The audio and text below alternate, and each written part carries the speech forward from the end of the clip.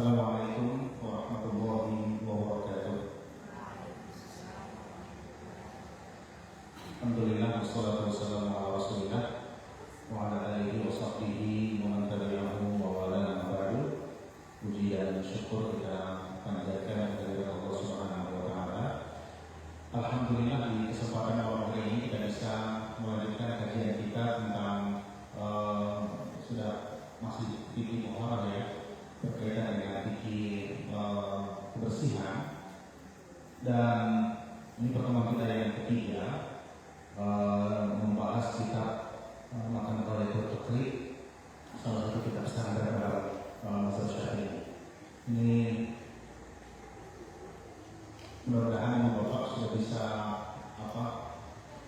masih mengingat ya materi kita di pertemuan sebelumnya. Terakhir itu kalau tidak salah kita bicara tentang hal-hal yang membatalkan wudu ya. Jadi saya ulang dari yang paling terakhir sekali kita bicarakan di pekan kemarin bahwa yang membatalkan wudu itu ada 6. Saya coba kita cek dulu ya. Di pertemuan kemarin kita bahas tentang taharat sebagai wudu. Wudu itu yang wajib dibasuh ada berapa? Membasuh apa saja? Yang pertama tadi kalau wudu apa? Yang wajib pada wudu, orang itu wudu.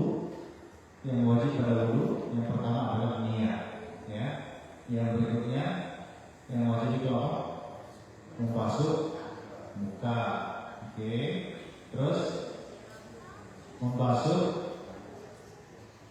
apa? Tangan sampai situ, ya. Kemudian bagian kepala, terakhir kaki sampai mata kaki, ya. Dan tertib, keturutan ya. Ini hukum wudu. Sisanya semuanya sunnah. Ini kasus membedakan antara wudu dan sunnah ini kepentingannya banyak. Misalnya ada kondisi kita menghendaki harus memilih anggota tubuh mana yang harus dibasuh. Saya di majelis taklim pekan lalu ada pertanyaan, ini bagaimana Ustaz? Pernah ada kasus kami di satu tempat tidak ada airnya cuma satu ember, lalu kami bagi bertiga, satu ember kecil bagi bertiga.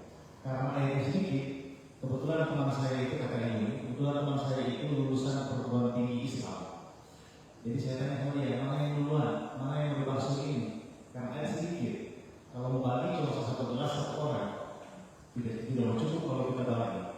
Jadi kata temannya itu, sudah kalau begitu kita cuci tangan, cuci muka dan kumur. Cuci tangan, cuci muka dan kumur. Nah, ini tentu pilihannya salah ya.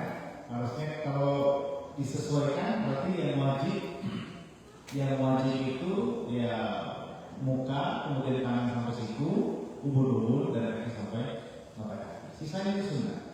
Jadi kumur itu sunnah, kemudian mencuci tangan sebelum memasukkan ke wadah itu sunnah, istinsyak, membersihkan hidung dan menghirup airnya itu sunnah, kemudian membersihkan telinga luar dan dalam itu sunnah, dan bersambung antara satu gerakan dengan gerakan yang lain itu semuanya sunnah. Nah, sebagai syarat ibadah, wudu ini menjadi sangat penting untuk diperhatikan. Ibu bapak yang saya muliakan, sebetulnya yang paling penting memang wudu adalah syarat sholat. Yang paling penting adalah wudu itu syarat sholat.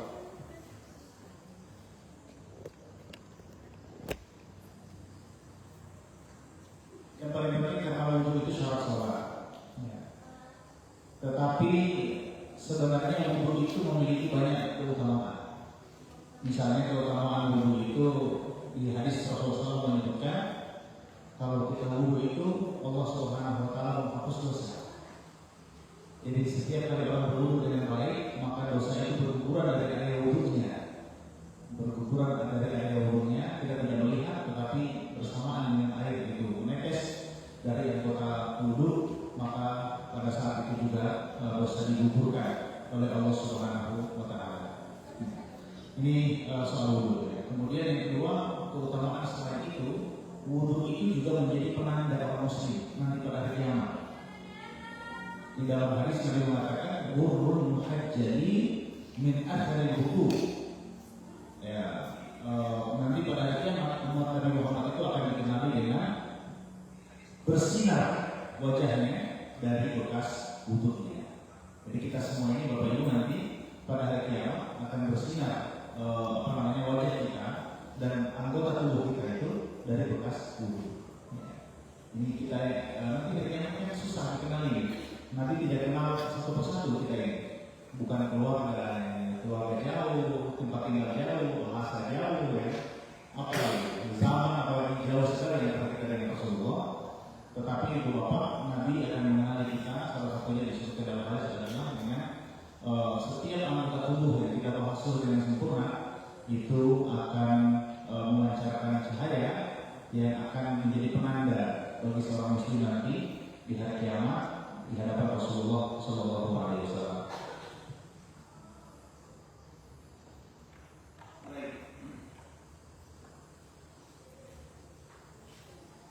Oke, ini yang berkaitan dengan wudhu. Mau ganti mic-nya.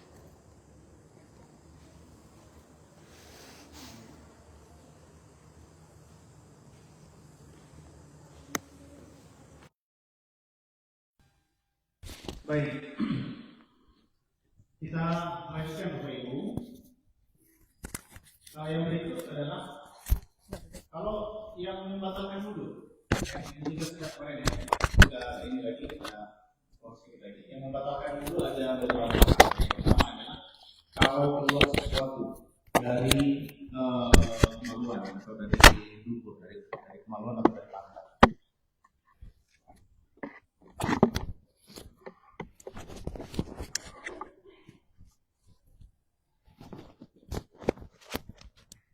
Ya, keluar sesuatu ya, apa saja, mau cairan atau lainnya, yang penting ada yang keluar dari dari dua jalur itu, dari kemaluan atau dari pantat, maka itu membatalkan wudhu, termasuk angin ya, kentut ya.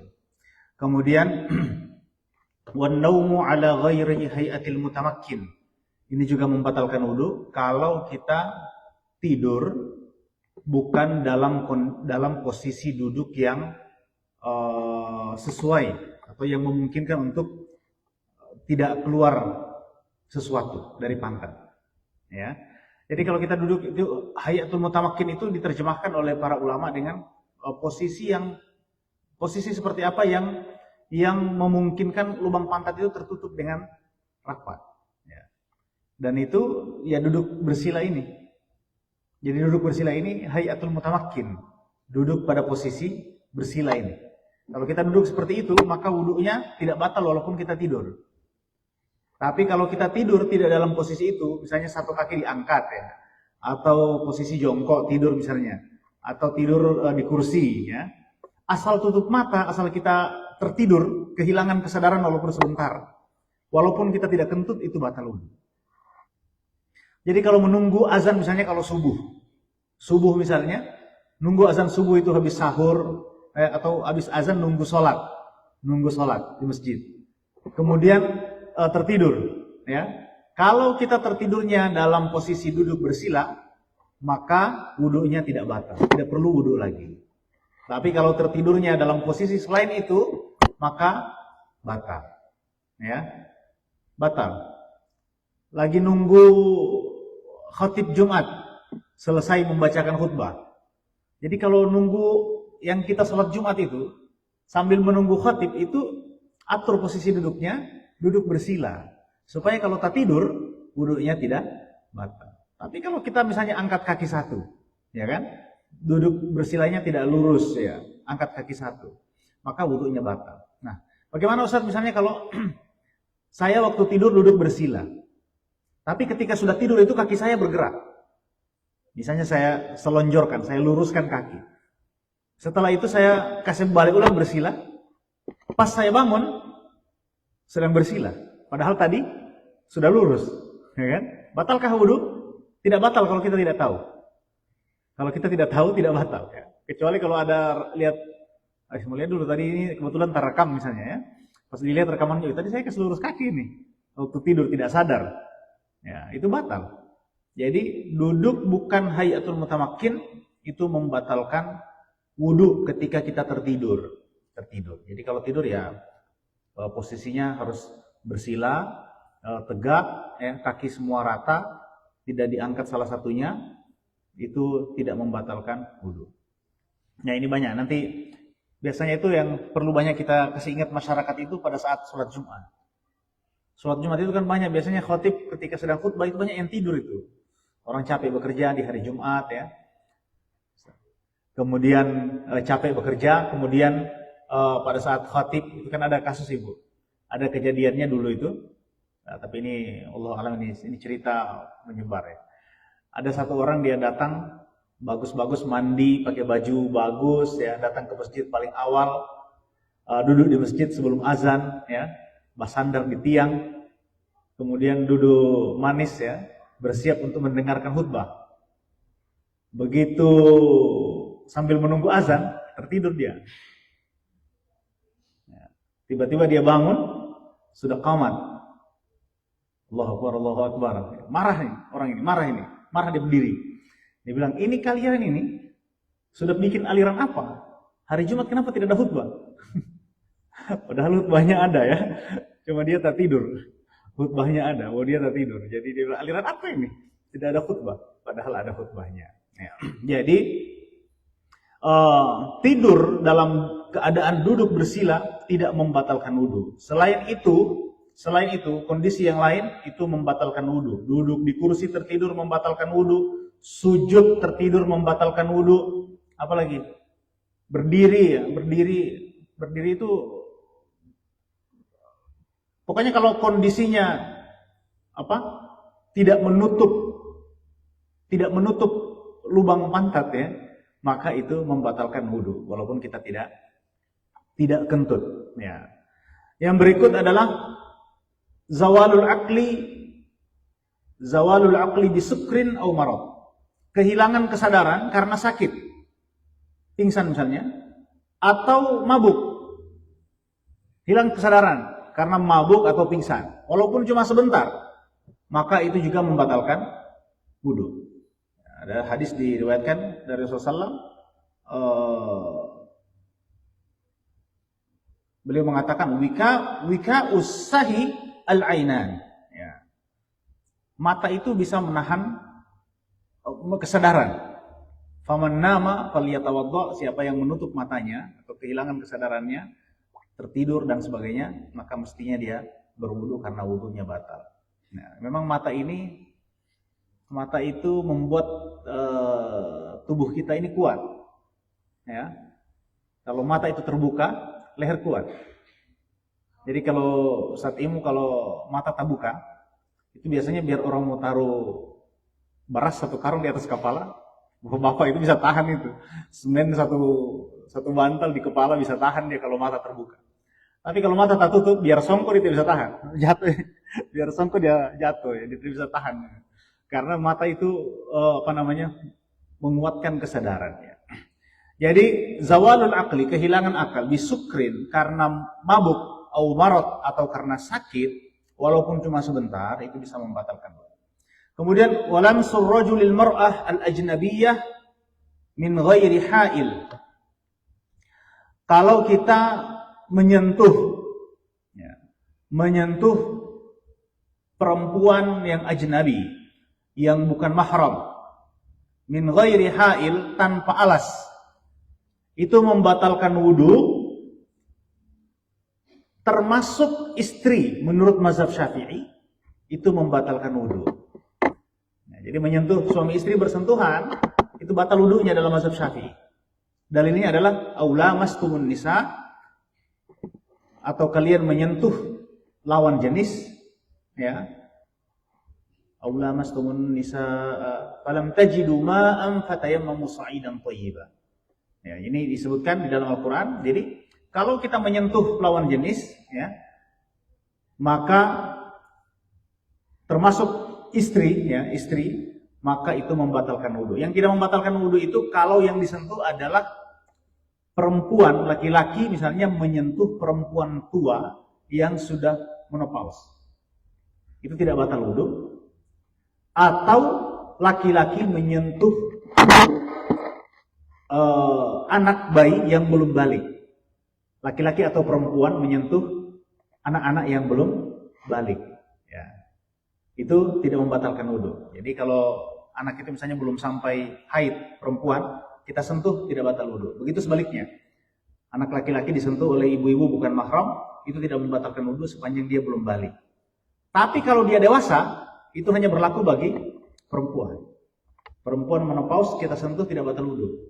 Menurut sebagian mazhab Syafi'i, mayoritas mazhab Syafi'i. Ya, tetapi kalau laki-laki, walaupun dia sudah sangat tua, disentuh tetap batal wudhu. Laki-laki biar so bapu-bapu, disentuh oleh ibu-ibu ya tetap batal wudhu. Ya, ini mazhab Syafi'i. Jadi termasuk istri, termasuk istri. Kalau mazhab yang lain tidak batal, tidak batal bersentuhan dengan istri tidak batal. Ya, kalau di mazhab yang lain itu sebenarnya ada banyak perinciannya. Misalnya dalam mazhab dalam mazhab Hanafi, dalam mazhab Maliki itu bersentuhan dengan istri tidak batal. Ya, bersentuhan dengan suami istri itu tidak batal. Kemudian menyentuh perempuan tanpa nafsu lawan jenis itu tidak batal. Menurut sebagian mazhab. Ya, tapi kalau dalam mazhab Syafi'i, mau istri mau perempuan lain asal bukan mahram batal, walaupun tidak bernafsu. Makanya kalau umroh itu, orang umroh itu Pak, tawaf ya, keliling Ka'bah. Ya.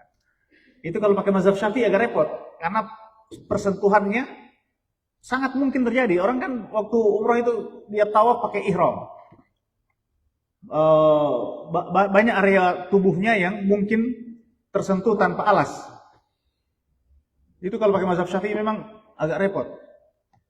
Agak repot kenapa? Karena asal bersentuhan, tidak nafsu, berdesak-desakan, itu batal. Batal. Ya. Kalau mazhab yang lain tidak batal. Ini penting ya, penting. Nah, ada pertanyaan Ustaz. Misalnya,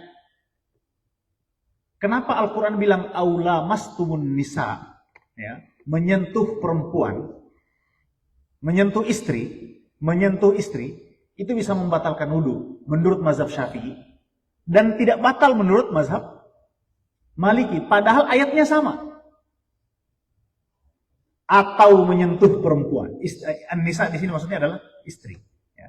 Atau menyentuh istri. Kenapa mazhab Syafi'i mengatakan batal? Ayatnya kalau kalian menyentuh perempuan dan tidak menemukan. Jadi ayatnya begini, aula mastumun nisaa falam tajidu ma'an fatayammamu sa'idan thayyiban famsahu bi ru'usikum wa aydikum. Kalau kalian menyentuh istri kalian kemudian tidak menemukan air, maka bertayamumlah. Ini ayatnya begini. Jadi menyentuh istri tidak menemukan air, maka tayamumlah dengan tanah, maka basuhlah atau usaplah wajah kalian dan tangan kalian. Ini ayatnya, ya. Ayatnya sama, tapi hasil hukumnya beda. Mazhab Syafi'i mengatakan berdasarkan ayat ini menyentuh istri batal wudu. Mazhab Maliki mengatakan berdasarkan ayat ini menyentuh istri tidak batal wudu. Kok bisa? Ayatnya sama. Ya. Nah, ini para ulama ternyata memahami sentuhan itu dengan dua makna. Mazhab Syafi'i mengatakan menyentuh itu menyentuh. Jadi kalau kalian menyentuh istri kalian, batal wudhu kalian. Kalau tidak dapat air, maka tayamumlah. Itu maksud ayatnya, menurut mazhab Syafi'i. Ya, tapi kalau mazhab yang lain menganggap bahwa yang dimaksud oleh ayat ini bukan lamastum atau lamasa, itu bukan menyentuh seperti ini. Tapi menyentuh di situ dianggap sebagai kiasan. Kiasan untuk berhubungan badan. Oke? Jadi bagaimana terjemahan ini menurut mazhab yang lain? Mereka menerjemahkan aula mastumun nisa, atau kalau kalian berhubungan badan dengan istri kalian, falam tajidu ma'an, kemudian kalian tidak menemukan air, untuk mandi ya. Kalau tadi kalian tidak menemukan air untuk wudu, dengan mazhab Syafi'i. Kalian tidak menemukan air untuk mandi, fatayammamu, maka tayammumlah untuk mengganti mandi junub. Asik ya, jadi memang ayatnya sama, tapi hasil hukum dari ayat yang sama itu ternyata berbeda pendapat. Ya, ulangi ya. Jadi aula mastumun nisaa falam tajidu ma'an fatayammamu, oleh mazhab Syafi'i diterjemahkan, atau kalian menyentuh istri kalian dan tidak menemukan air, maksudnya untuk wudu, fatayammamu, maka gantilah wudu itu dengan tayammum. Ya. Bagaimana mazhab lain menerjemahkan? Mazhab Maliki misalnya menerjemahkan aula mastumun nisa, atau kalian menyentuh, tanda kutip ya, menyentuh artinya berhubungan dengan istri kalian, falam tajidu ma'an, dan kalian tidak menemukan air untuk mandi, fatayammamu, maka gantilah mandi itu dengan tayammum. Oke? Ini ya. Ini penting. Jadi mazhab Syafi'i batal. Mazhab yang lain tidak batal. Nah, mazhab yang lain tidak batal itu sebenarnya ada banyak dalilnya. Ada banyak dalilnya, tapi ini perdebatan fikih ya, biasa ya. Misalnya dalilnya ada hadis dalam Sahih Muslim atau Sahih Bukhari begitu, disebutkan bahwa Sayyidah Aisyah menceritakan Rasulullah SAW ketika menjadi imam di masjid salat maghrib, beliau mengeluarkan kepalanya ke pintu masjid. Kebetulan pintu masjid itu bersambung dengan kamarnya Sayyidah Aisyah. Jadi beliau keluarkan kepalanya di pintu masjid, dan Aisyah menyisir rambutnya. Aisyah menyisir rambutnya. Ya, ini dipakai oleh mazhab Maliki bahwa setelah disisir rambutnya azan Isya, Rasulullah langsung berdiri untuk sholat Isya, menjadi imam untuk sholat Isya. Nah, ini kemudian oleh mazhab Maliki dianggap sebagai dalil yang mengatakan bahwa ya tidak perlu wudu karena bersentuhan sebab Aisyah menyentuh Rasulullah SAW. Tetapi ini ditafsirkan juga oleh mazhab Syafi'i. Ada banyak penafsiran, ada yang mengatakan ini khususiyatun Nabi, kekhususan bagi Nabi, ya. Ada yang mengatakan bahwa pada saat itu Aisyah hanya menyisir saja, tidak menyentuh. Aisyah hanya menyisir saja, tidak menyentuh. Padahal memang di hadis itu disebutkan Rasulullah berbaring di atas pangkuannya Aisyah. Bisa juga di atas pangkuan bisa jadi ada alas, ya kan? Bisa jadi ada alas. Yang penafsirannya banyak. Intinya kalau di kita ini, di mazhab Syafi'i ini, kita menganggap itu batal. Tapi kalau di mazhab yang lain menganggap tidak batal. Tetapi Bapak Ibu, ada konsekuensi fikih yang lain. Apa konsekuensi fikih yang lain? Kalau kita memilih bahwa bersentuhan suami istri itu membatalkan wudu, maka kita ketika melihat imam sebelum sholat atau setelah dia wudu bersiap sholat, dia bersentuhan dengan istrinya, kemudian tidak mengulang wudunya karena dia misalnya mazhab Maliki, kita melihat dia bersentuhan dengan istrinya, kita tidak boleh sholat di belakangnya. Kenapa? Karena kita tidak boleh sholat di belakang orang yang menurut mazhab kita, dia batal sholatnya. Kecuali kalau tidak lihat. Misalnya imam-imam di Saudi rata-rata mazhab Hambali. Ya. Di Mesir banyak mazhab Hanafi. Mazhab Hanafi menganggap tidak batal. Nah, bagaimana Ustaz kalau saya ke Mesir? Saya tidak bermakmum dong di belakang imam masjid Azhar misalnya. Tidak bermakmum di belakang imam masjid Azhar. Tidak apa-apa bermakmum. Kenapa? Dia kan mazhabnya kan mazhab tidak batal bersentuhan istri. Ya kan, tapi Bapak tidak lihat dia bersentuhan dengan istrinya. Ya kan? Bapak kan tidak lihat dia bersentuhan dengan istrinya. Kalau Bapak lihat dia bersentuhan dengan istrinya, kan bisa jadi mazhab dia begitu, tapi bisa jadi pada saat itu dia tidak bersentuhan dengan istrinya. Ya kan? Walaupun mazhab dia mengatakan tidak batal. Tapi kalau kita lihat misalnya ke masjid, dia gandengan sama istrinya. Lalu datang di masjid, dia imam. Bolehkah kita sholat di belakangnya? Tidak bisa. Kenapa? Ada konsekuensi mazhab, konsekuensi fikih. Konsekuensi fikih apa? Bahwa seseorang tidak boleh bermakmum di belakang orang yang dia yakini sholatnya tidak sah. Ya, oke? Sama dengan membasuh keseluruhan kepala. Kita sudah bahas di pertemuan sebelumnya, membasuh keseluruhan kepala itu dalam mazhab Syafi'i hukumnya sunnah ketika wudu. Tapi dalam mazhab Maliki hukumnya wajib. Ya kan ya? Wajib dalam mazhab Maliki.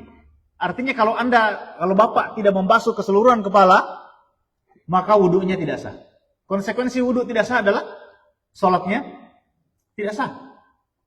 Kalau ada misalnya seseorang bermazhab Syafi'i, lalu dia cuma membasuh 3 helai rambut, di belakangnya dia menjadi imam dalam sholat, di belakangnya orang bermazhab Maliki, orang bermazhab Maliki itu tidak sah sholatnya. Kalau dia melihat imamnya berwudu dengan cara itu. Tapi kalau dia tidak lihat imamnya, ya sah, tidak ada masalah. Karena itu konsekuensi fikih. Kita tidak boleh bermakmum di belakang orang yang kita yakini bahwa sholatnya batal. Ya. Jadi lamsur rajulil ajnabiyah, seorang laki-laki menyentuh ajnabi. Ajnabi maksudnya orang yang bukan mahram, perempuan lawan jenis yang bukan mahram, min ghairi hailin, tanpa alas. Tanpa alas, maka batal wudunya. Kemudian wamassu farjil adami bi batinil kaffi. Wamassu farjil adami bi batinil kaffi. Menyentuh kemaluan manusia, mau kemaluan sendiri atau kemaluan anak, ya, bi batinil kaffi, dengan bagian dalam tapak tangan ini. Ini batal wudu. Tapi kalau bagian luarnya tidak batal. Ada kejadian dulu. Abah saya cerita dulu itu. Saya lupa siapa di antara kami dulu itu. Waktu masih kecil, saya lupa itu ceritanya pastinya. Dulu abah saya menyebut, dulu ada anak kecil. Salah satu di antara kami, kecil-kecil. Waktu masih kecil itu, kalau buang air dicebok sama abah. Ya. Suatu hari abah saya mau ke masjid, mau jadi imam, sudah bau wudu, siap-siap ke masjid, sudah mau kamat. Tiba-tiba salah satu di antara kami itu buang air. Jadi disuruh baca cebok. Maka dia coba pakai telapak tangan. Pakai ini, punggung tangan ini. Ya. Besoknya pas mau dicebok, tidak mau. Kenapa tidak mau dicebok? Soalnya tidak gagah, cuma dicebok pakai ini. Akhirnya ditanya sama ibu, kenapa dicebok pakai itu? Nah, dijelaskanlah bahwa dengan cebok pakai punggung tangan ini itu tidak membatalkan wudu ketika bersentuhan dengan aurat. Ya. Kalau menyentuh najis bagaimana? Menyentuh tai, ya, menyentuh kotoran najis, batal tidak wudu? Tidak batal. Ya, ibu ke masjid misalnya tak injak tai sapi, mau ke masjid cepat-cepat tak injak tai sapi, batal tidak wudu? Tidak batal. Lalu bagaimana usap tai sapinya? Tai sapinya dikeluarkan, wudunya tidak batal. Ya. Sama dengan tai cica, lagi sholat jatuhlah tai cica di tangan, batal tidak wudu? Tidak batal. Yang batal apa? Yang batal sholat. Yang batal sholat kalau kotorannya tidak dikeluarkan segera. Tapi kalau dikeluarkan segera, sholatnya tidak batal. Misalnya kita lagi sholat, ada tai cicak jatuh di tangan, ya, kita keluarkan segera begini. Kebetulan misalnya kering, kita kuti begitu, hilang, baunya tidak ada, kemudian bekasnya tidak ada, maka sholat bisa dilanjutkan, tidak batal. Wudunya juga tidak batal. Tapi kalau ya yang penting dikuti, jangan kuti ke orang di samping boleh. Kalau dikuti jangan kuti ke orang di samping. Kalau kuti ke orang di samping ya bisa batal semua, ya. Batal kita, ya dia batal karena kena najis, kita juga batal karena kena pelunggu kan. jadi jangan kuti ke orang di samping. Ya. Jadi menyentuh kemaluan kita atau kemaluan anak, kemaluan orang lain, bi batinil kaffi, dengan perut tangan ini, tapak tangan ini membatalkan wudu. Begitu juga massu halqati duburihi alal jadid. Dan menurut pendapat jadid, pendapat mazhab jadid itu dalam mazhab Syafi'i itu ada dua perkataan Imam Syafi'i. Ada yang disebut dengan qaul qadim, pendapat beliau yang dulu, dengan qaul jadid. Qaul jadid itu pendapat beliau yang baru. Ya, mazhab Syafi'i itu ada 2 kali transformasi.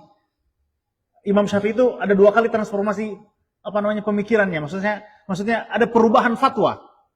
Ada perubahan fatwa ketika beliau masih berada di Irak, ya. Dengan ketika beliau pindah ke Mesir, itu ada 14 masalah yang dirubah fatwanya oleh Imam Syafi'i ketika beliau berada di Mesir. Tetapi hebatnya di mazhab Syafi'i itu, pendapat beliau di Irak dan pendapat beliau di Mesir, itu dua-duanya dipakai. Dua-duanya dipakai oleh mazhab, oleh murid-muridnya. Sehingga pendapat beliau ketika di Irak disebut dengan qaul qadim, pendapat lama. Dan pendapat beliau ketika di Mesir dalam 14 perkara itu disebut dengan qaul jadid, perkataan atau pendapat baru. Nah, menurut pendapat baru Imam Syafi'i, lubang pantat juga itu kalau disentuh dengan perut tangan, itu juga membatalkan wudu. Ya. Oke, ini yang membatalkan wudu. Jadi ada yang tanya, Ustadz, ada hadis Nabi makan daging unta itu membatalkan wudu. Itu hadis sahih.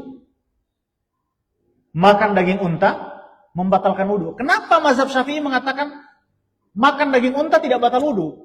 Padahal hadisnya jelas. Rasulullah suatu hari bersama para sahabat diundang makan unta. Oke? Kemudian setelah di masjid, Rasulullah mengatakan, jadi diundang itu jamuan makan. Ada yang makan, ada yang tidak. Diundang makan rame-rame di rumah sahabat, salah satu sahabat. Setelah itu tiba waktu sholat, mereka semua ke masjid. Dulu di masjid sebentar, Rasulullah kemudian berdiri dan mengatakan, siapa yang makan daging unta, maka hendaklah dia berwudu. Hadisnya sahih. Kenapa makan daging unta itu batal wudu? Di hadis, ada hadisnya.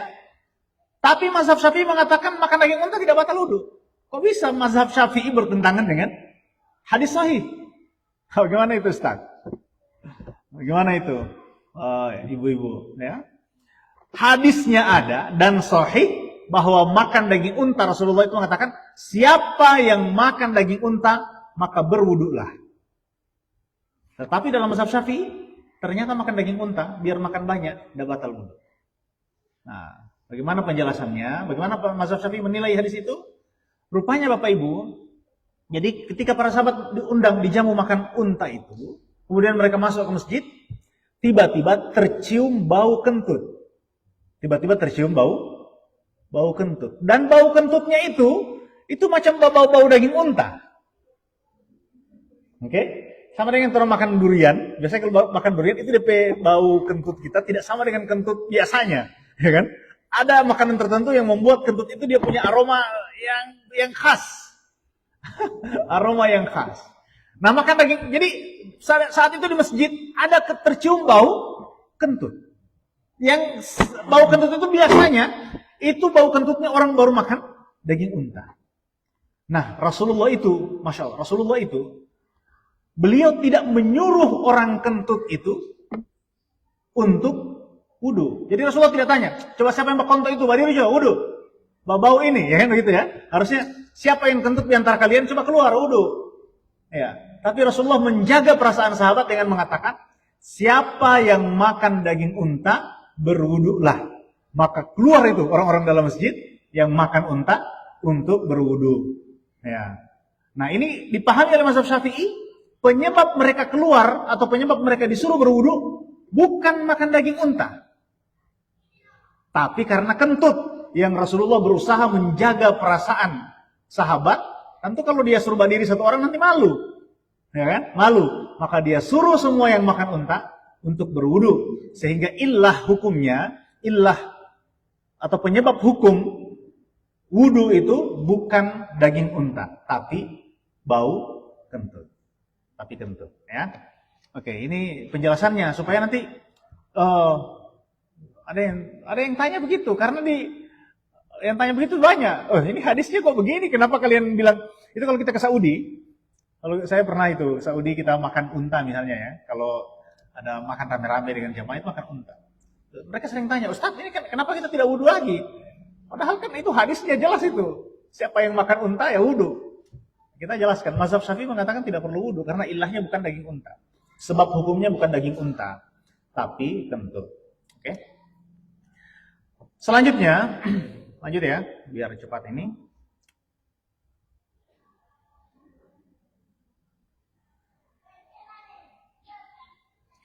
Walladhi yujibul ghusl,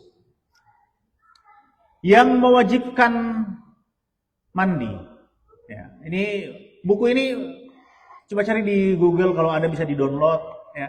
Ini sekali lagi Bapak Ibu mesti download lah ya, atau beli bukunya di Shopee ada. Ini juga Rumah Quran sudah beli beberapa. Siapa tahu Bapak Ibu mau. Jadi sekalian bisa belajar bahasa Arabnya. Kalau bisa beli yang terjemahan juga bagus. Karena ini buku fikih standar Syafi'i. Matan Ghayat wa Taqrib itu standar paling ringkas dalam mazhab Syafi'i, tetapi paling lengkap. Bukunya tipis. Ya, ditulis oleh Imam Abu Syuja atas permintaan banyak ulama ya, meminta Imam Abu Syuja untuk menuliskan fikih Syafi'i dalam kitab kecil yang gampang diingat. Maka inilah hasilnya, dan kitab ini kemudian sudah disyarah ke dalam ratusan syarah ya. Mazhab Syafi'i itu mengembangkan hampir seluruh kitab fikih itu dari teks yang sedang kita pelajari ini. Matan Ghayat wa Taqrib ya. Ini diajarkan di semua sekolah. Saya baca kitab ini di depan guru sampai khatam itu lebih dari puluhan kali karena saking pentingnya kitab ini sehingga diulang terus-menerus, khatam ulang.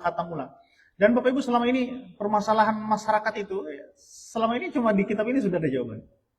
Jadi dimiliki bukunya biar bisa dibaca-baca, ini sudah standar Syafi'i insyaallah. Ya. Dari satu kitab kecil ini para ulama menulis ratusan syarah. Bahkan ada salah satu syarahnya itu yang panjangnya 2 meter ada di perpustakaan Aliyah. Satu kitab tipis begini sudah dijelaskan berkali-kali sampai panjang penjelasannya sudah 2 meter. Di pesantren ada. Saking banyaknya penjelasan dari kitab sederhana. Baik. Kemudian yang menyebabkan seseorang itu wajib mandi junub atau wajib mandi ya. Walladzi yujibul ghusl, yang menyebabkan seseorang itu wajib mandi itu ada 6 hal. Ada 6. Thalathatun tashtariku fiha ar-rijal wan nisa. 3 di antaranya itu sama laki-laki dan perempuan. Ada 3, jadi ada 6, 3 di antaranya laki-laki dan perempuan sama. Apa itu? Yang 3 itu. Yang pertama adalah iltiqaul khitanain. Bertemunya kemaluan ya. Suami istri ya. Walaupun tidak sampai berhubungan, itu sudah wajib mandi. Nah, ini banyak anak-anak di sini. Ya, ini saya jelaskan ini untuk karena fikih ya begitu. Jadi walaupun tidak sampai berhubungan, tapi kalau sudah bersentuhan tanpa alas kemaluan itu sudah wajib mandi junub. Ya. Laki-laki dan perempuan sama. Yang kedua adalah inzalul mani. Keluar mani, mau laki-laki mau perempuan kalau keluar mani, maka itu wajib mandi junub. Ini ibu bapak, ada seorang sahabat Ummu Salamah menceritakan di dalam riwayat Bukhari dan Muslim, ja'at Ummu Sulaim ila Rasulillah faqalat. Ummu Sulaim seorang sahabat datang kepada Nabi lalu berkata, "Ya Rasulullah, innallaha la yastahyi minal haqq." Wahai Rasulullah, sesungguhnya Allah itu tidak malu pada kebenaran. Maksudnya tidak malu pada kebenaran. Maksudnya saya juga ini mau bertanya, tapi ini sebenarnya pertanyaan bikin malu. Ya, karena Allah itu tidak malu menjelaskan kebenaran, maka saya mesti tanya. Walaupun ini saya malu bertanya, begitu kira-kira ya. Fahal 'alal mar'ati min ghuslin idza hiya talamat? Apakah perempuan itu wajib mandi kalau misalnya dia mimpi? Ya. Mimpi basah. Faqala Rasulullah sallallahu na'am, idza ra'atil ma'. Dia wajib mandi kalau ketika dia bangun dia melihat ada basah.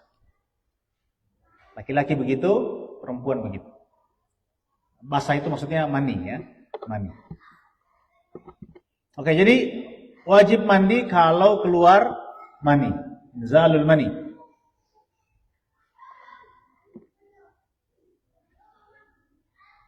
Tapi kalau mimpi basah misalnya, kemudian mimpi yang biasanya mimpi basah itu ya. Tapi ketika dia bangun tidak ada bekasnya dan tidak ada basahnya. Itu mandi enggak? Mandi atau tidak? Tidak mandi. Ini di hadis yang lain riwayat Abu Daud dari Aisyah. Sambungan pertanyaannya, bagaimana kalau tidak basah ya Rasulullah? Tidak mandi. Apakah perempuan dan laki-laki sama? Rasulullah mengatakan, na'am, an-nisa syaqa'iqur rijal. Perempuan dan laki-laki sama. Sama. Oke, yang berikut. Yang mewajibkan mandi atau wajib mandi karena sebabnya adalah karena al-maut, karena kematian. Jadi kalau kita mati wajib mandi. Kalau kita mati wajib mandi, ya. Cuma kalau kita sudah mati, Ustaz, bagaimana wajib? Sudah mati, ya. Maka yang wajib itu kewajibannya adalah pada kaum muslimin yang hidup.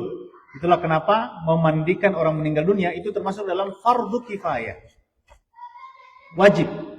Wajib kifayah maksudnya salah seorang dari kaum muslimin mesti melakukannya untuk orang yang sudah meninggal. Kalau ada yang meninggal dunia dan tidak ada yang memandikan, maka satu kampung itu semuanya berdosa. Dan semua orang Islam yang mengetahuinya juga berdosa. Karena tidak ada yang memandikan. Fardu kifayah kan ada 4. Ketika orang meninggal, ya, memandikan, mengkafani, menyolati dan menguburkan. Ini 4 fardu kifayah. Jadi kalau mandi maka kalau mati maka mesti dimandikan, kecuali kalau misalnya jenazah itu tidak bisa dimandikan. Tidak bisa dimandikan misalnya karena ada kasus tertentu, misalnya karena terbakar. Ya, ada jenazah misalnya terbakar. Saat ini kalau dimandikan, ini pernah terjadi di Botumu itu. Ada satu jamaah di Botumu itu telepon, Ustaz, ini ada yang terbakar, mau dimandikan ini atau tidak? Saya bilang tanya dokter. Kata dokter, Ustaz, kalau kena air ini nanti jatuh ini, dagingnya ini nanti jatuh-jatuh ini, karena sudah terbakar kan. Oke, kalau begitu tidak usah dimandikan. Lalu diapakan Ibu? Ditayamumkan. Ditayamumkan, ya. Bisa tayamumkan, ambil debu 1 kali aja, usap ke wajahnya, kemudian usap ke tangannya sampai siku, selesai, kiri dan kanan. Oke. Jadi tayamum pengganti mandi sama dengan tayamum pengganti wudu, Ibu, ya. Tayamum itu kan cuma 2 yang diusap, cuma muka dengan tangan sampai siku. Itu untuk wudu. Bagaimana kalau untuk mandi, Ustaz? Kalau untuk mandi berarti semua baguling di abu. Tidak. Sama. Mandi dengan wudu, tayamumnya sama.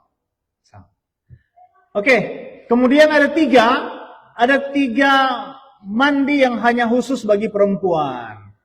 Yang pertama adalah haid. Mandi setelah berhenti haid. Al-haidhu.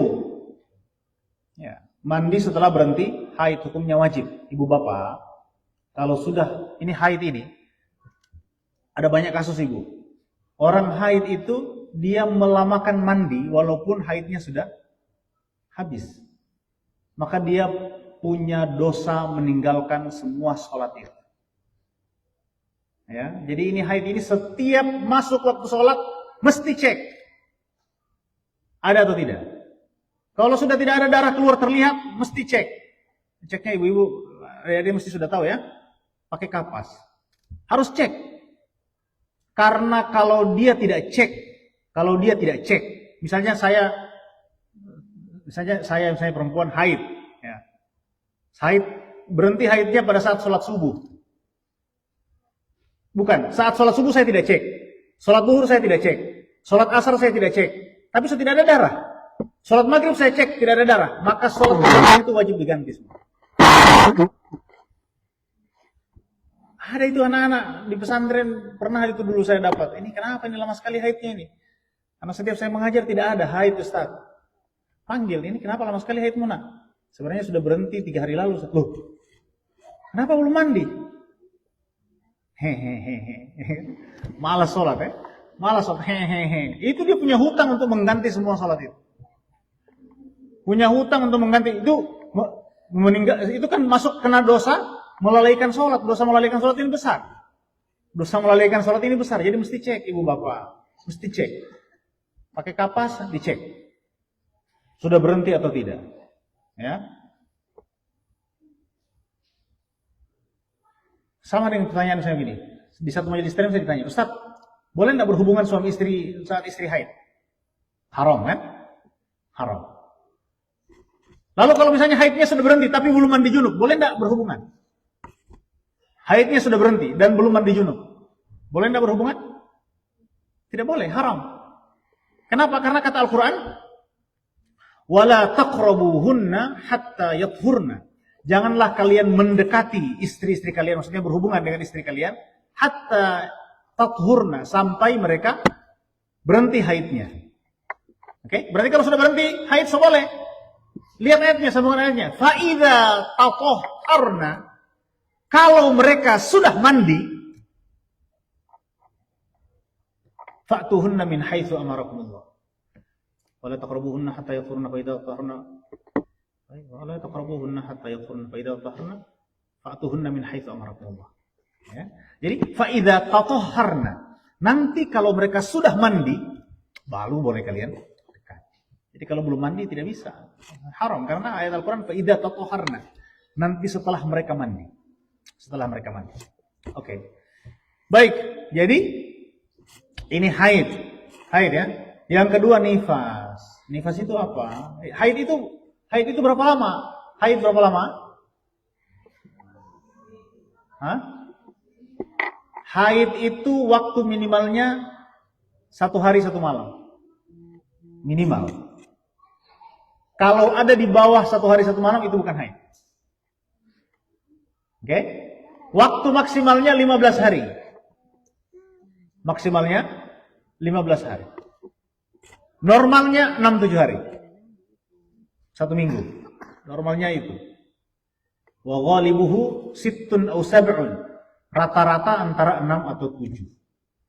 Jadi, misalnya Ustaz ini kok ada darah terus ini. So 16 hari ada darah terus. Ya? Haid kok 16 hari. Padahal batas maksimal haid itu cuma 15 hari. Maka ibu di hari ke-16 walaupun darahnya masih ada, ibu sholat. Wajib sholat. Kenapa? Karena itu bukan haid. Itu istihadah ya. Darah penyakit ya. Dibawa ke dokter, ditanya, konsultasikan ke dokter. Jadi kalau ada misalnya, itu kan kalau saya itu di pesantren kan jadwal mengajar anak-anak itu paling banyak di masjid. Jadi saya bisa cek, ini minggu ini si A mana? Haid Ustaz. Minggu berikutnya saya masuk, si A mana? Masih haid Ustaz. Lagi masuk, masih haid. Kok bisa ini haid terus ya? Kok bisa haid terus? Itu berarti sisanya penyakit. Istihadah. Jadi cuma 15 hari maksimal. Kemudian nifas. Nifas itu darah yang keluar karena melahirkan. Ya, nifas ya. Darah yang keluar karena melahirkan. Ini minimalnya tidak ada. Maksudnya minimalnya tidak ada, minimalnya sebentar. Walaupun cuma sebentar darah itu. Maksimalnya 60 hari. Maksimalnya 60 hari. Masih keluar darah, tapi 60 hari. Kalau bisa melahirkan namanya nifas. Nifas. Dan yang ketiga adalah wiladah. Ketika melahirkan. Ketika melahirkan. Nah, wiladah ini kadang ada darahnya, kadang tidak ada darahnya. Tapi wiladah itu, melahirkan itu menyebabkan seseorang wajib mandi junub. Baik. Nah, apa yang wajib ketika mandi junub? Faraidul ghusl salatatu asya. Hal yang wajib ketika junub atau mandi junub itu ada 3. Ini karena mandi junub ini berkaitan dengan sah atau tidaknya ibadah ibu bapak, maka mesti pastikan mandi junub ini sesuai dengan ketentuannya. Yang pertama adalah harus niat, an-niyatu. Ini semua amal itu mesti ada niat. Kapan niatnya? Niatnya ketika menyiram tubuh pertama kali. Menyiram tubuh pertama kali niatnya ya. Jadi jangan niatnya pada saat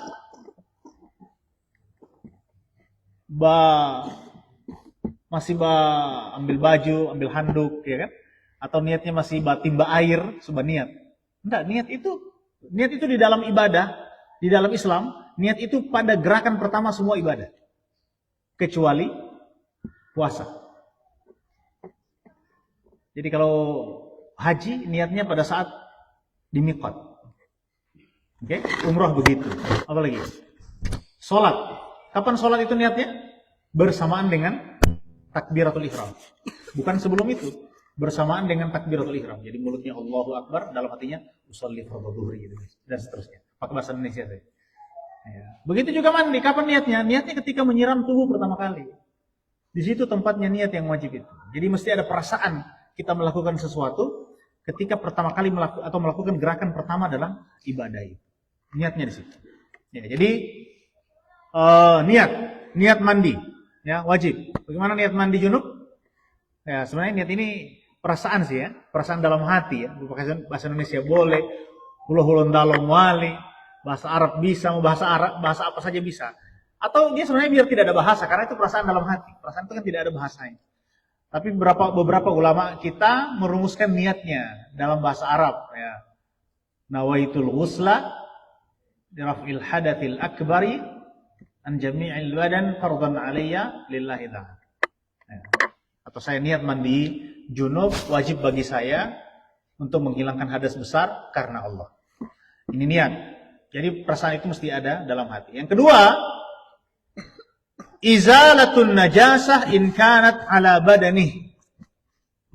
Yang wajib kedua ketika mandi junub adalah mengeluarkan najis dulu kalau ada najis di tubuhnya. Jadi sebelum mandi itu bersihkan dulu najis, ada kotoran misalnya, siram dulu kotoran-kotoran itu. Ya. Dan yang ketiga baru isalul ma ila jami'i sya'rati wal basyarah. Menyiram atau meratakan air ke seluruh rambut dan kulit. Pastikan semua area tubuh terbuka itu terkena air. Ibu bapak, di satu majelis taklim di Tilamuta ini, saya pernah ketika menjelaskan ini ada yang tanya, Ustaz, selama ini saya kalau mandi junub tidak membasahkan rambut. Serius ini? Jadi dia pakai itu, apa itu yang pakai shower cup itu, plastik itu ya. Dan dipakai di kepala. Kan biasanya Ustaz, soalnya tengah malam biasanya mandi. Ya, atau subuh mandi, agak dingin. Jadi biasanya saya itu tidak siram kepala. Ini baru saya tahu bahwa kepala itu, rambut itu, mesti kena air. Dia kira cuma mandi junub ini cuma mau mandi dari punggung ke kaki ya. Ada juga yang begitu rupanya. Ayo Masya Allah. Padahal sudah orang dewasa ya, orang dewasa. Berarti syukurlah dia bertanya atau syukurlah dia hadir ketika saya menjelaskan itu. Kalau dia tidak dengar ya sayang sekali. Tidak mandi junub ya. Tidak mandi junub dianggap tidak sah ya. Jadi isalul ma, meratakan air ila jami'i sya'ri wal basyarah, ke dalam atau rambut dan basyarah ke kulit. Ibu bapak, untuk mandi junub seperti ini haram hukumnya mencampurkan cairan yang bisa merubah air ke dalam air yang kita pakai mandi junub ya. Kalau kita mandi pakai bak, itu jangan campur apa-apa. Yang sama misalnya ada yang campur detol mandi kan ya. Ada detol mandi yang cair itu yang disemprot di iklannya itu ditaruh di bak untuk mematikan kuman. Nah, itu tidak bisa. Haram. Kenapa? Karena sudah kita pelajari di pertemuan sebelumnya, itu menyebabkan sifat air menjadi rusak. Sehingga dia tidak lagi disebut sebagai ma'ul mutlaq atau air yang bisa dipakai bersuci, tetapi al-ma'ul ladzi khalaqahu syai'un min adh-dhahirat. Air yang sudah bercampur dengan sesuatu yang bersih. Sama kasusnya ibu bapak dengan mencuci baju. Mencuci baju kalau ada najis di mesin cuci, sebaiknya keluarkan dulu najisnya, baru dicuci, dicampur di mesin cuci. Kalau misalnya saat ini tidak ada najis, tidak kentara atau tidak terlihat, bagaimana cara mencuci di mesin cuci? Taruh dulu sabunnya, baru alirkan airnya. Oke? Jangan airnya melewati sabun. Kalau airnya bercampur dengan sabun di awal sebelum dia datang, air itu datang dengan bercampur sabun sebelum ke kain, maka airnya itu dianggap sebagai al-ma'ul ladzi khalaqahu syai'un min adh-dhahirat. Air yang bercampur dengan sesuatu yang bersih, itu tidak bisa dipakai bersuci. Oke? Paham Ibu? Paham ya? Jadi sabunnya mesti lebih dulu, sudah taruh di kain. Sehingga airnya bukan air sabun. Ibu kalau wudhu pakai Es teh manis boleh enggak, Bu? Hah? Atau air campur orson, boleh tidak? Orson kan ini Ustaz, bersih, suci. Boleh enggak dipakai berwudu? Tidak bisa. Kenapa? Karena airnya orsonnya bersih tapi merubah sifat air. Sifat air yang tidak bisa berubah kan 3 ya, sudah kita pelajari ya. Rasanya, baunya, warnanya. Ya. Tidak bisa berubah. Kalau itu bercampur itu tidak bisa dipakai wudu. Nah, itu juga mencuci, menghilangkan mencuci dan sebagainya. Itu sebaiknya kalau kita ragu-ragu, sebaiknya memang sabunnya ditaruh lebih dulu, baru dialirkan airnya. Dialirkan airnya sehingga airnya ketika sabunnya itu airnya ketika sampai ke kain itu bukan air yang sudah berubah sifatnya, tetapi air mutlak yang bercampur dengan benda. Ya, ini diskusinya panjang sebenarnya soal mencuci di mesin cuci ini. Ada sebagian ulama yang mengatakan, ulama-ulama kontemporer yang mengatakan cuci dulu di luar, bersihkan dulu najisnya di luar baru taruh di mesin cuci. Kalau gitu agak repot ya, kepentingan zaman modern ini sudah tidak begitu lagi. Tapi yang kita usahakan adalah tidak berubah sifat air. Caranya adalah dengan memastikan bahwa air itu sebelum dia bersentuhan dengan kain atau yang dibersihkan, itu dia tidak boleh berubah sifatnya. Tidak boleh berubah sifatnya. Oke. Yang sunnah dalam mandi junub ada 5. Nah, mandi junub itu ada 5 yang sunnah. Yang pertama adalah sunnanuhu, yang pertama adalah at-tasmiyah. Baca basmalah. Ya. Hadis Nabi mengatakan kullu amrin dhibalin la yubda'u fihi bismillahirrahmanirrahim wa huwa aqta'u. Segala pekerjaan yang penting ya, segala pekerjaan yang kita lakukan, la yubda'u fihi bismillah, yang tidak dimulai dengan basmalah, bahwa aqta'u, maka pekerjaan itu terputus dari rahmat Allah. Jadi bukan mau bikin pekerjaan apa saja, urusan-urusan yang kita kerjakan, kalau urusan itu ada manfaatnya, itu dimulai dengan basmalah, bismillahirrahmanirrahim. Oke? Bagaimana kalau misalnya baju di Ustaz? Baju di bismillah. Taruhan. Bismillah. Atau mau minum khamar. Bismillahirrahmanirrahim. Minum pinaraci.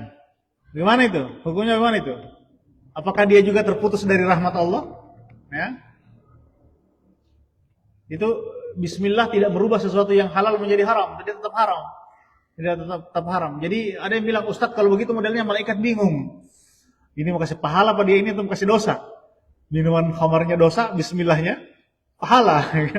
Tapi tidak ada. Malaikat tidak bingung itu dosa ya dosa. Yang begitu-begitu tidak merubah sesuatu yang halal atau yang haram menjadi halal. Oke.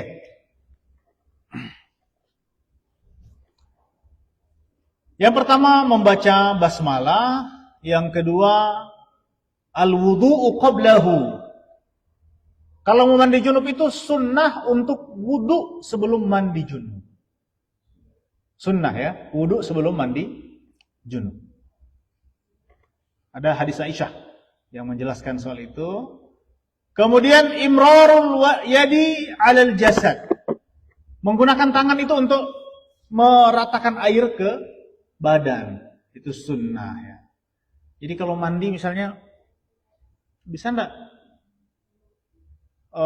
mandi junub misalnya batono di bak pang masuk basah semua keluar.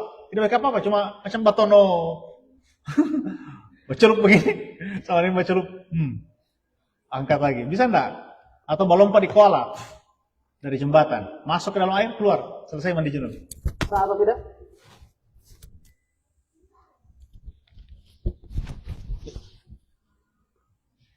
Di mana DP ini?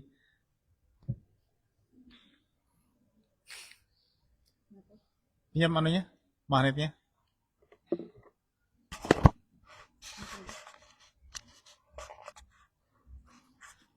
Ya, sah ya, tapi tidak sunnah. Ini ya magnetnya jatuh, mau cari lama.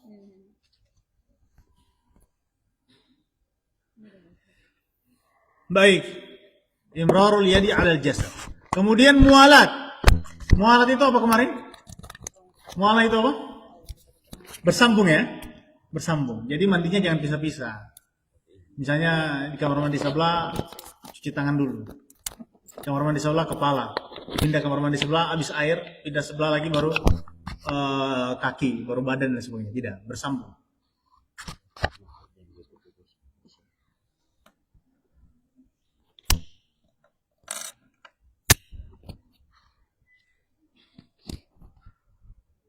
Oke. Sudah.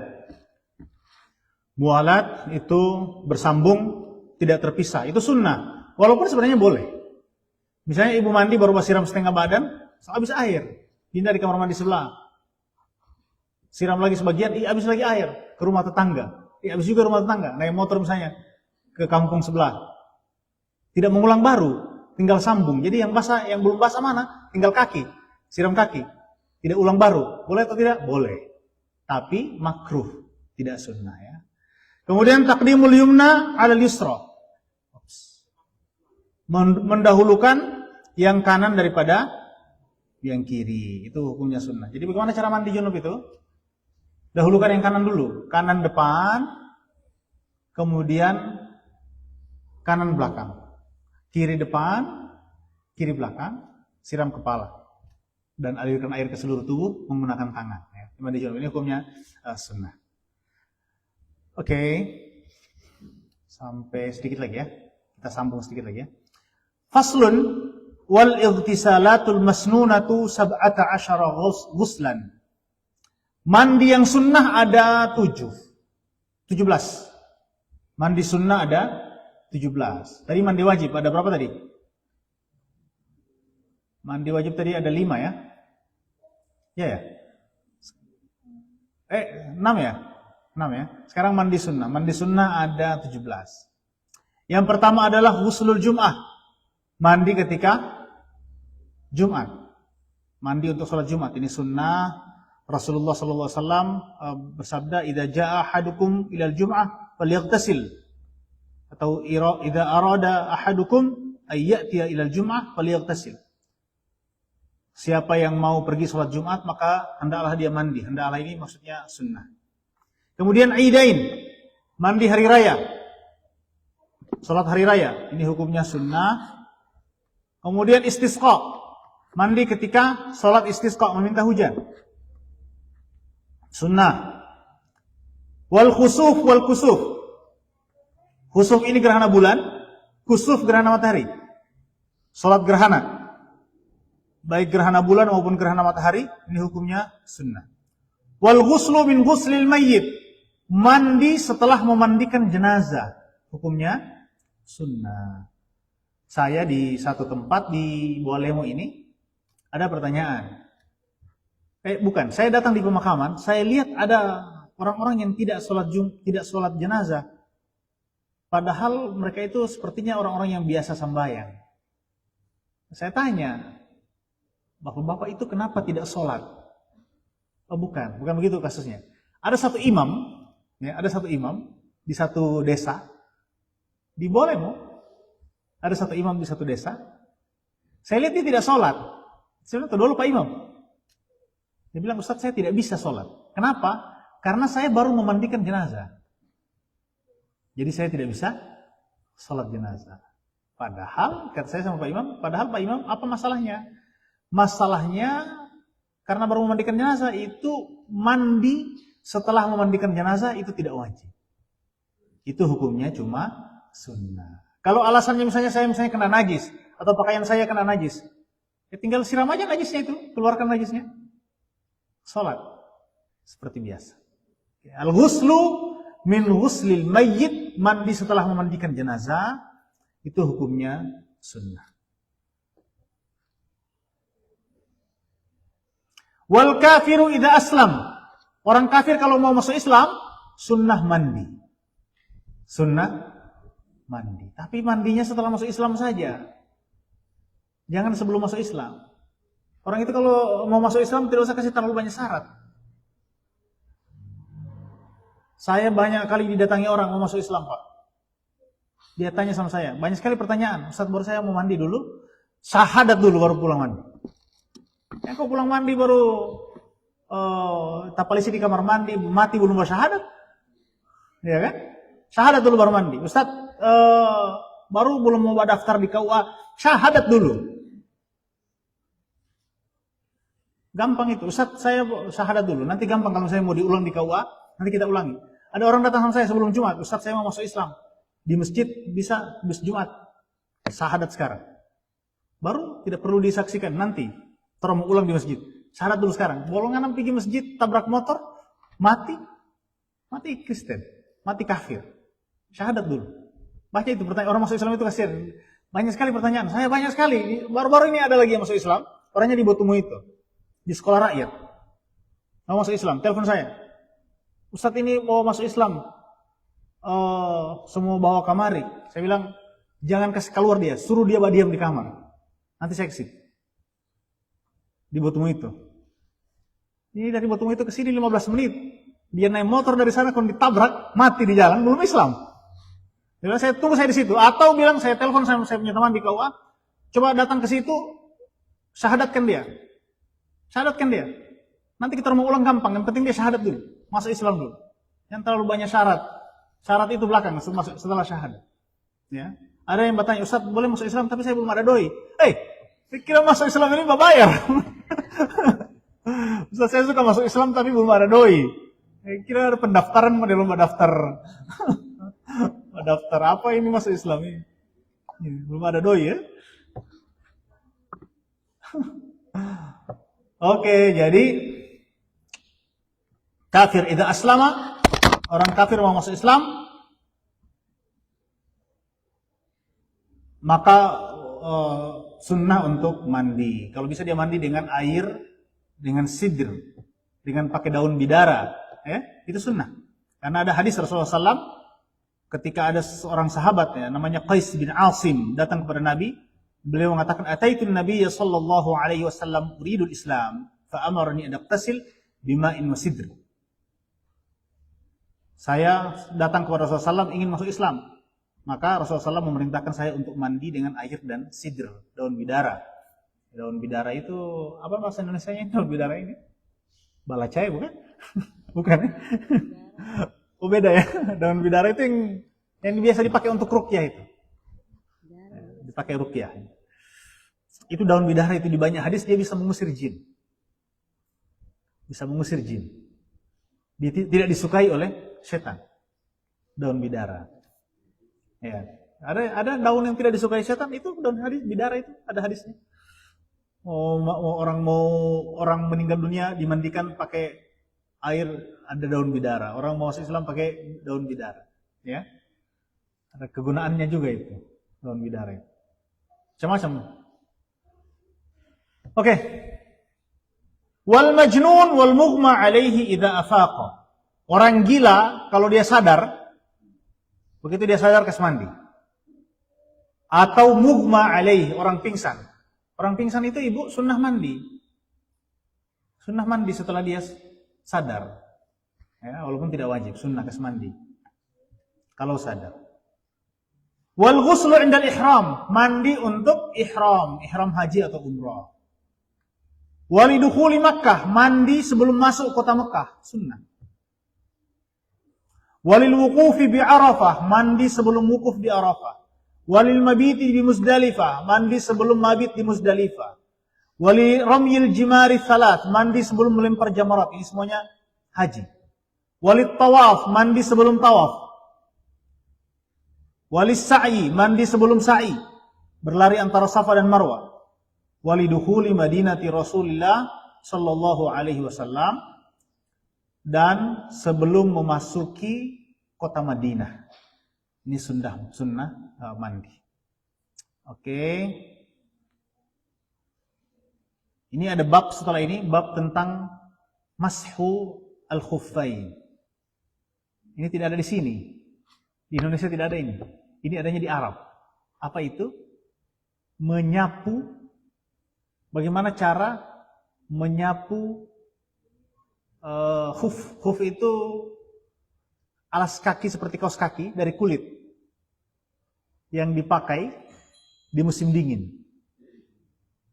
Ya. Dia seperti alas kaki dari kulit yang tidak tembus air, dipakai di musim dingin. Itu kalau wudu tidak perlu disiram kaki. Itu cuma disapu saja. Ini ada babnya, tapi saya kira tidak perlu dipelajari ini karena tidak dipakai juga di sini ya. Ini al-mashu 'alal khuffain. Oke. Terakhir sekali boleh ya? Terakhir sekali kita bahas tayammum. Oke, tayammum? Boleh? Lanjut atau sudah? Capek? Sudah? Tayammum? Lanjut? Baik. Terakhir sekali ya, tayammum. Nah, tayammum tadi seperti sudah kita jelaskan, tayammum ini pengganti wudu dan pengganti mandi.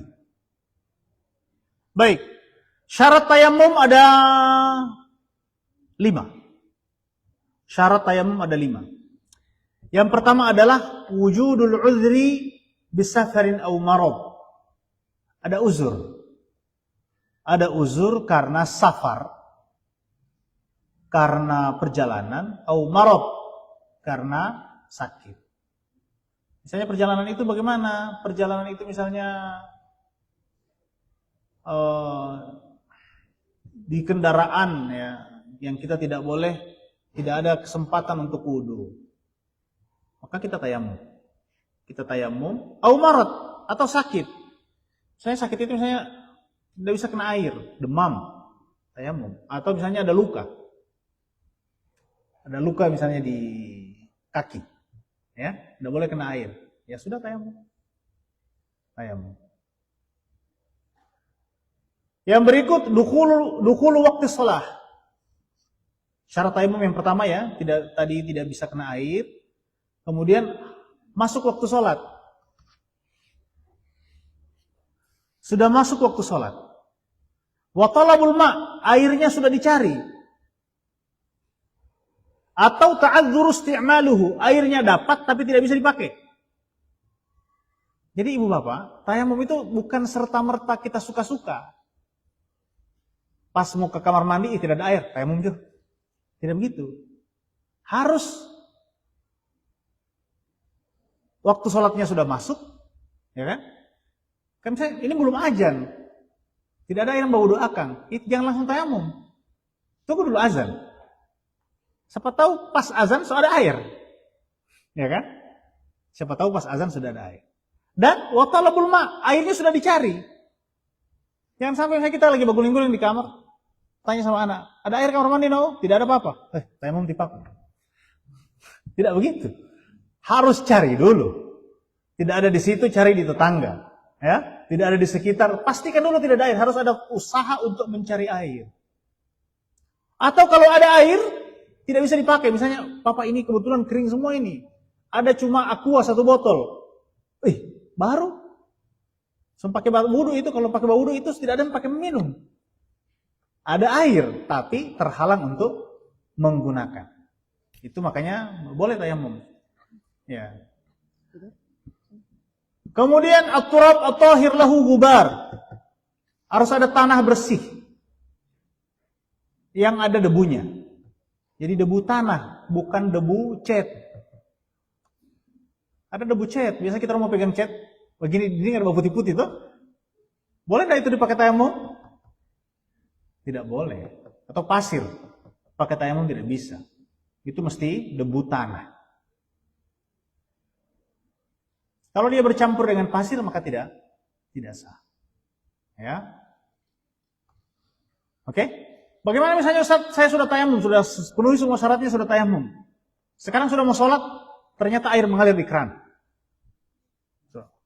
Allahu Akbar, asyhadu an la ilaha illallah, asyhadu anna Rasulullah. Allah, bunyi keran air di kamar mandi. Ya, maka tayamumnya batal. Tayamumnya batal. Kecuali kalau sudah selesai takbiratul ihram. Allahu Akbar. Bismillahirrahmanirrahim. Bunyi air. Lanjutkan. Tidak perlu diulangi. Tapi kalau belum bunyi air batal. Bunyi air batal. Kalau sudah masuk pada gerakan rukun, sudah harus dilanjutkan atau sudah boleh dilanjutkan. Tapi kalau belum masuk pada gerakan rukun, maka batal dengan ditemukannya air. Kita semua sholat, oh teman bilang, sudah air, batal. Ya, batal. Tapi kalau kita sudah takbir, teman bilang, sudah air, karena belum bawa wudu, baru bertayamum, lanjut. Oke. Nah, bagaimana cara tayamum? Cara tayamum 4 yang mesti diperhatikan. Yang pertama adalah niat. Bagaimana niatnya? Saya niat tayamum untuk mengganti wudu, atau saya niat tayamum untuk mengganti mandi agar saya bisa sholat. Ya, nawaitu tayammuma listibahatis sholat. Ini niatnya. Kapan niatnya? Sama ketika gerakan pertama. Gerakan pertamanya apa, ibu bapak? Menyapu wajah. Menyapu wajah. Yang kedua itu ya, menyapu wajah. Kemudian yang ketiga, waliyadaini ma'al mirfaqain. Tangan dan siku. Siku juga mesti kena. Dan yang terakhir adalah at-tertib. Berurutan. Oke? Bagaimana coba kita praktek dulu. Jadi pastikan area yang mau dibasahi ini, mau diusap ini mesti terlihat. Oke, kemudian kita tayamum. Mana tanahnya misalnya? Ada tanah di sini misalnya, bukan tanah tadi, debu ya. Kita niat tayamum, pakai begini. Baru pakai begini, ya. Kemudian mulai dari wajah. Nawaitu tayammum listibahatis shalah. Itu saya niat tayamum untuk sholat. Oke, satu kali saja. Setelah itu pakai lagi. Tangan dari luar, putar sampai siku ya, ma'al mirfaqain. Putar ke dalam, pang. Langsung kiri, tidak pakai lagi, langsung kiri. Selesai. Itu sudah pengganti wudu dan pengganti mandi junub. Ya. Jadi walaupun dia pengganti wudu, tidak ada kumur-kumur. Jangan kumur-kumur yang abu. Jadi cuma 2. Yang mau diusap cuma 2. Cuma muka dengan tangan sampai siku. Tidak ada kumur-kumurnya. Tidak ada kumur-kumurnya. Ya. Itu ringannya Islam itu. Ringan sekali Islam itu, gampang sekali. Jadi tidak ada alasan. Islam itu selalu menyiapkan alternatif untuk ibadah-ibadah wajib. Semua yang wajib itu ada penggantinya atau ada alternatifnya. Misalnya sholat isya 4 rakaat itu, kalau kita tidak bisa 4 rakaat, misalnya dalam perjalanan kita ganti 2. Kalau tidak bisa tepat waktu, kita ada jamak qashar dan sebagainya. Itu ada alternatif. Puasa begitu, ada penggantinya. Misalnya kalau kita sakit, bisa diganti. Wudu ada penggantinya tayamum. Ya, semua amal wajib dalam Islam itu selalu ada alternatif supaya setiap orang itu kan beda kondisinya. Dia bisa melakukan ibadah itu di semua kondisi. Oke. Wat tertib dan berurutan. Wa sunanuhu. Yang sunnah dalam tayamum, yang 10. Sunnah tayamum ada 3. Terakhir sekali, masih tayamum. Yang pertama adalah at-tasmiyah, membaca basmalah, taqdimul yumna 'alal yusra, mendahulukan kanan daripada yang kiri, kemudian mualat, bersambung. Dan yang terakhir sekali, ya.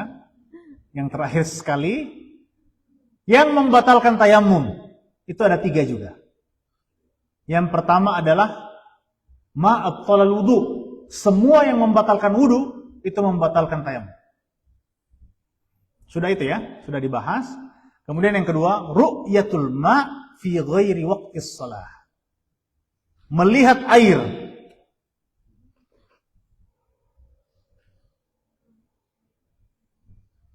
di luar waktu sholat.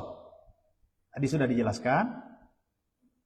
Dan yang ketiga adalah riddah. Murtad. Kalau dia murtad, batal wudu, batal tayamum. Ya. Bukan cuma tayamum, Islamnya batal. Bukan cuma tayamum. Bagaimana itu murtad?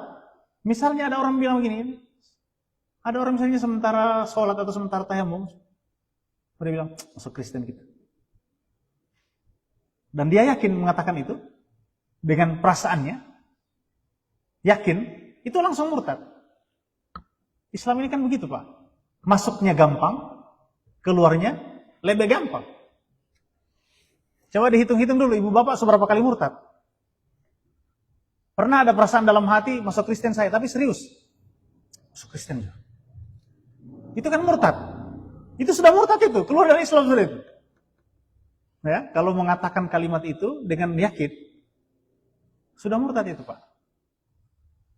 Walaupun tidak tercatat. Jadi saya itu bisa tanya, seberapa kali murtad ente ini? Bagaimana? Pernah ada perasaan dalam hati kita masuk Kristen, baru kita ucapkan, itu sudah keluar dari Islam. Gampang keluar Islam. Oke, cukup. Terima kasih banyak. Mohon maaf Bapak Ibu. Kalau masih ada pertanyaan, disilakan mungkin 1-2 orang. Kalau tidak, maka kita insya Allah, kita rutinkan insya Allah ini di setiap hari Rabu ya, malam Kamis di pekan kedua setiap bulan. Jadi 1 tahun kita cuma 12 kali pertemuan. Ya, kita usahakan seefektif mungkin. Nanti Ibu Bapak kalau tidak bisa hadir di rumah Quran misalnya, mudah-mudahan bisa difasilitasi oleh rumah Quran untuk belajar secara online materi yang sama ini disiarkan langsung, sehingga mudah-mudahan manfaatnya bisa dirasakan lebih banyak orang ya. Kita ada pertanyaan? Aman ya? Silakan Ustaz.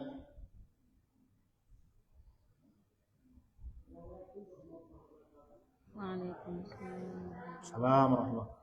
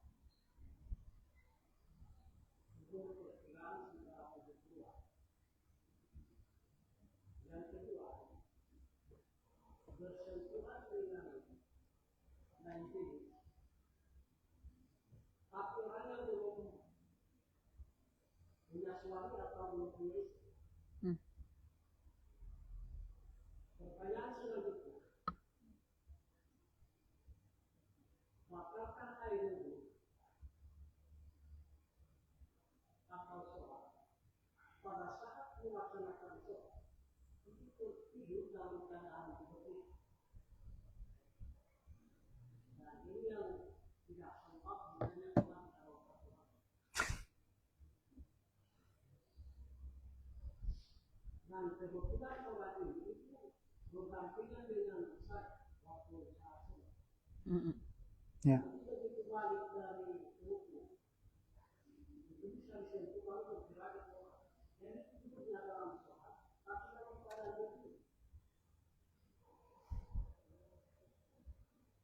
Ya.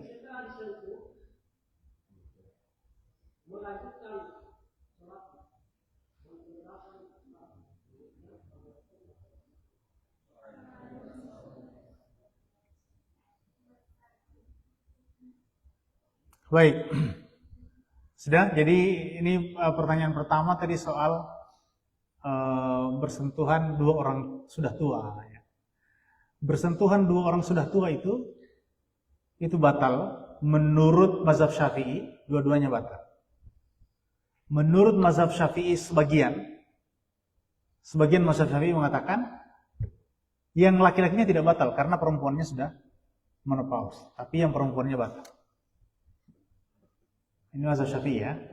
Tapi dalam mazhab Syafi'i paling ketat soal ini.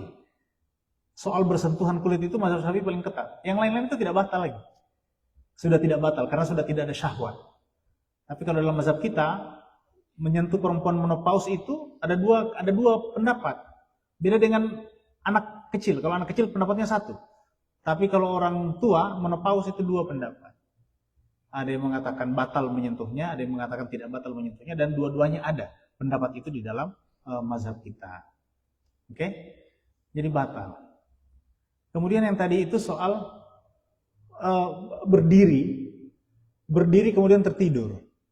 Nah, intinya sebenarnya tertidur itu kalau berdasarkan keumuman hadis Nabi bahwa siapa yang hilang kesadarannya, ya, siapa yang hilang kesadarannya, maka dia mesti berwudu, Pokoknya asal dia kehilangan kesadaran, dia mesti berwudu. Kecuali kalau dia dalam posisi yang posisi itu biar dia mau bakonto tidak bisa keluar angin. Itu tidak batal. Coba kalau kita duduk bersila itu dengan pantat lurus begini, itu biar mau bakonto tidak bisa keluar, tak gepe itu angin. Kecuali kalau diangkat sedikit kaki kanan, angka begini sedikit, talos itu. Tapi kalau dia lurus, itu tidak keluar. Jadi kalau kita berdasarkan hadis Nabi tadi, bahwa mata itu adalah penentu kesadaran. Siapa yang kehilangan kesadarannya pada saat dia tertidur atau menutup mata, maka hendaklah dia berwudu. Keumuman hadis ini menghendaki wudunya batal. Kecuali, ya mazhab Syafi'i mengatakan kecuali kalau dia dalam hay'ah mutamakkin. Nah, hay'ah mutamakkin ini para ulama banyak penjelasannya. Kondisi seperti apa itu yang tak tutup dia punya lubang pantai itu? Kalau orang berdiri lurus, bisa enggak dia kentut? Orang berdiri lurus bisa enggak kentut? Ya, bisa.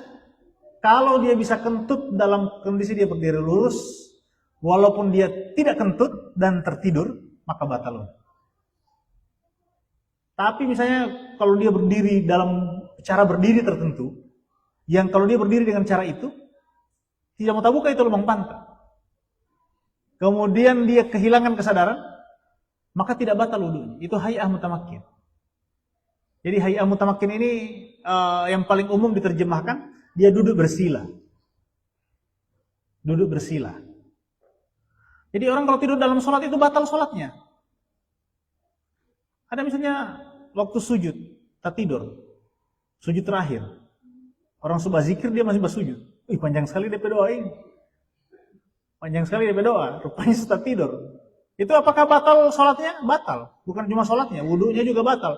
Kenapa? Karena sujud itu memungkinkan sekali untuk kentut, walaupun dia tidak kentut. Memungkinkan sekali untuk kentut, walaupun dia tidak kentut. Nah, jadi begitu Pak Kepala Satpol PP Pohuwato, Ustadz Ibrahim. Jadi sepanjang dia hay'ah mutamakkin dalam kondisi yang memungkinkan untuk tertutup lubang pantatnya, maka kehilangan kesadaran tidak membatalkan wudunya. Ya. Tetapi kalau dia bukan pada hay'ah itu, maka batal wudunya. Begitu Ustaz. Ini berdasarkan keumuman hadisnya, dan ini yang dipakai oleh mazhab Syafi'i. Oke, terima kasih. Ada lagi? Cukup ya? Tidak ada lagi?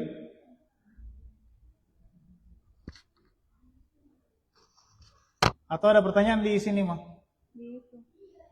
Ada pertanyaan? Mana lihat? Ada pertanyaan di live. Oh, di live ya? Saya tidak lihat HP. Coba.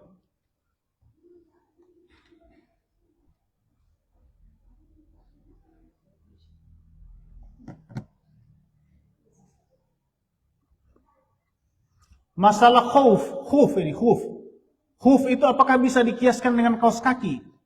Jika ada orang sakit? Tidak bisa. Kalau kaos kaki kita itu tembus air. Kalau khuf itu dia dari bahan yang tidak tembus air. Ini kita tidak bahas karena tidak ada di sini, tapi kita tidak kiaskan dengan kaos kaki, kecuali kalau kaos kakinya kaos kaki kulit yang tidak tembus air. Jadi khuf itu di Arab itu dipakai untuk mengganti sepatu. Dia seperti model kaos kaki tapi dari kulit, tidak tembus air. Beda dengan kaos kaki. Jadi kalau kaos kaki tidak bisa. Ya, ini pertanyaan tentang khuf. Ini di live kita. Ada lagi kah? Cuma itu kayaknya. Baik, jadi nanti ada pembahasannya al-mashu al-khuffain, tapi saya sengaja tidak bahas untuk efisiensi karena kepentingannya di sini tidak terlalu banyak. Biasanya itu dipakai ketika di Saudi. Di Saudi itu agak repot kalau mau wudhu di musim dingin. Di Saudi atau di Mesir ya, atau di mana-mana yang ada musim dinginnya. Jangan kan mau wudhu, mau cuci tangan saja, makan dingin. Sama dengan buat cuci di air es kan, kalau tidak ada pemanas. Sama dengan buat cuci di air es, jadi wudhu jadi sangat susah.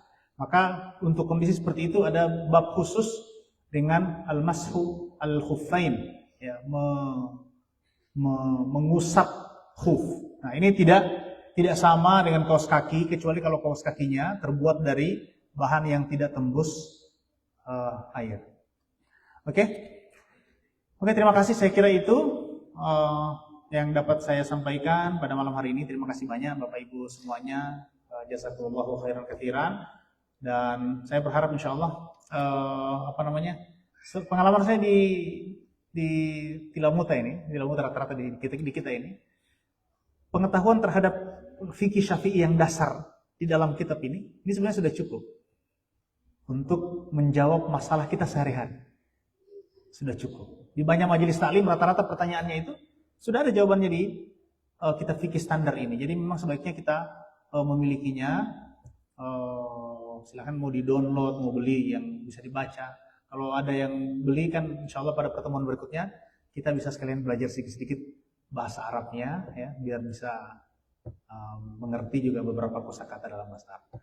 Terima kasih banyak Bapak Ibu, saya mohon maaf kalau ada salah-salah penyampaian. Semoga insya Allah Allah Subhanahu Wa Taala menguatkan kita semua, menjadikan kita istiqomah belajar ini. Kita berharap ayat Al-Quran innama yakhsyallaha min ibadihil ulama.